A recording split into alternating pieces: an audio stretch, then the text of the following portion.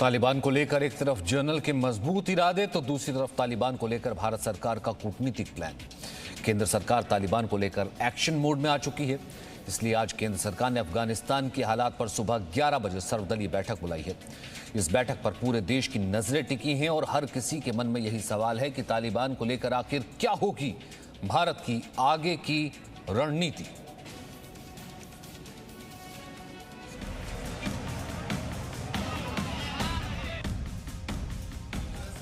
तालिबान को लेकर एक्शन में सरकार।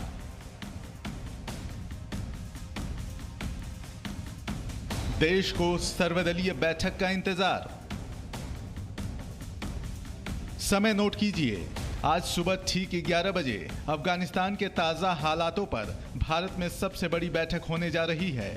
केंद्र सरकार पहली बार अफगानिस्तान संकट पर सर्वदलीय बैठक करने जा रही है। विदेश मंत्रालय ने कुछ दिन पहले ही ईमेल के जरिए राजनीतिक दलों को इस सर्वदलीय बैठक में शामिल होने का न्योता भेजा है और आज सुबह 11 बजे संसद भवन एनेक्सी के मेन कमेटी रूम में ये अहम बैठक होगी। माना जा रहा है कि इस सर्वदलीय बैठक में अफगानिस्तान को लेकर सभी दलों के नेताओं को भारत के रुख के बारे में बताया जाएगा। विदेश मंत्रालय की तरफ से सभी दलों को अफगानिस्तान से रेस्क्यू ऑपरेशन की जानकारी दी जाएगी। ऑपरेशन देवी शक्ति के तहत अफगानिस्तान से अब तक भारत लाए गए लोगों के बारे में प्रेजेंटेशन दिया जाएगा और इस बात पर भी चर्चा हो कि तालिबान हुकूमत में आगे चलकर भारत के अफगानिस्तान से रिश्ते कैसे हों। यानी आप इस सर्वदलीय बैठक को तालिबान पर भारत की नेक्स्ट पॉलिसी से जोड़कर देख सकते हैं, जिसमें ऐसी उम्मीद है कि आगे चलकर केंद्र सरकार कुछ बड़े कदम भी उठाए। हालांकि जहां तक तालिबान की सरकार से भारत के संबंधों को लेकर बात है, तो विदेश मंत्री पहले ही साफ कर चुके हैं कि इस बारे में अभी कुछ कहना जल्दबाजी होगी। लेकिन भारत किस तरह से अफगानिस्तान के हालातों से निपटने को लेकर एक्शन मोड में है, इसका अंदाजा इस बात से लगाया जा सकता है कि विदेश मंत्री एस जयशंकर ने एक दिन पहले ही ब्रिटेन के विदेश मंत्री डोमिनिक रॉब से बात की, उनसे अफगानिस्तान को लेकर चर्चा की और यूएनएससी में भी विदेश मंत्री एस जयशंकर आतंकवाद और अफगानिस्तान के ताज़ा हालात पर चिंता जता चुके हैं। Look, I think at this point of time we are looking at what is the situation, evolving situation in Kabul. Obviously, the Taliban and its representatives have come to Kabul, so I think we need to take it on from there. वहीं प्रधानमंत्री नरेंद्र मोदी ने 2 दिन पहले रूस के राष्ट्रपति Vladimir Putin से 45 minute तक बात की थी और अफगानिस्तान में शांति और स्थिरता समेत क्षेत्रीय सुरक्षा के मुद्दे को लेकर दोनों नेताओं में गंभीर चर्चा हुई थी। ब्यूरो रिपोर्ट, जी मीडिया। वहीं तालिबान अपनी छवि को बदलने के लिए बेकरार है।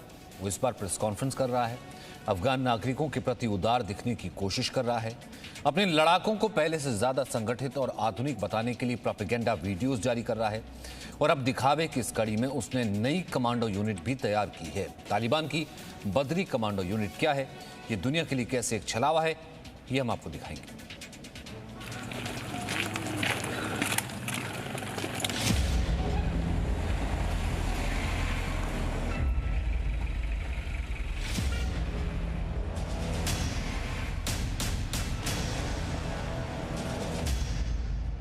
दुनिया ने तालिबान के लड़ाकों को कबायली पहनावे में देखा है। सिर पर पगड़ी, लंबी दाढ़ी, पठानी कुर्ता पायजामा, हाथों में AK-47 और पैरों में चमड़े के जूते या चप्पल। लेकिन काबुल पर कब्जे के बाद तालिबान अपने लड़ाकों को किस हद तक आधुनिक बनाने की कोशिश कर रहा है, ये तस्वीरें आपको बताएंगी।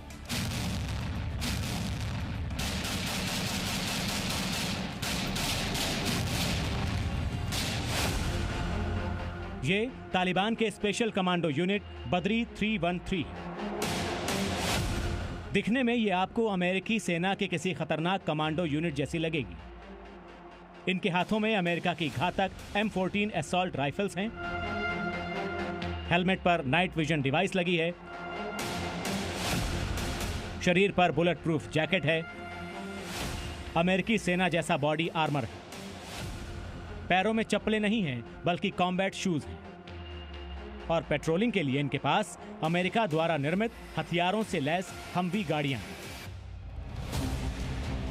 तालिबान दुनिया को यह बता रहा है कि वो पहले से ज्यादा संगठित और आधुनिक हुआ है और उसके लड़ाके बदल रहे हैं, लेकिन हकीकत में ये तालिबान का एक प्रोपेगेंडा है जिसके जरिए वो बदलाव का ढोंग करके दुनिया को डराना चाहता है।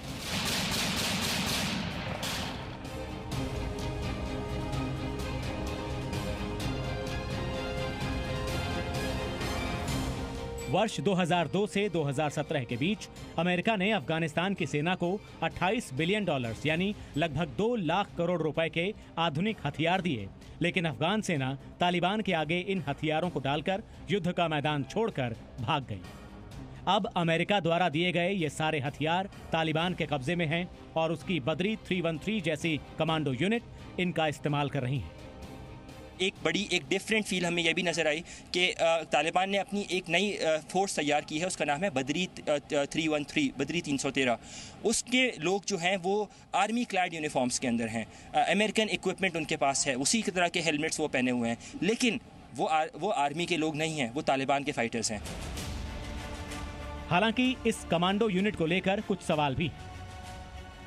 दुनिया अब तक ये नहीं जानती कि इस कमांडो यूनिट में कितने लोग हैं, ट्रेनिंग का ये वीडियो कितना पुराना है, इस यूनिट को तालिबान ने कब तैयार किया था और इस यूनिट को जितना खतरनाक बताया जा रहा है वो बात कितनी सही है। तालिबान के प्रवक्ताओं का दावा है कि अभी ये कमांडो काबुल में प्रेसिडेंशियल पैलेस पर तैनात है। तालिबान के सुप्रीम लीडर हिब्तुल्लाह अखुंदजादा और मुल्ला बरादर की सुरक्षा की जिम्मेदारी इन्हीं पर है। आने वाले समय में काबुल की सड़कों और अफगानिस्तान की सीमाओं पर भी ऐसे ही यूनिट्स मौजूद होंगी। अस्सलाम वालेकुम।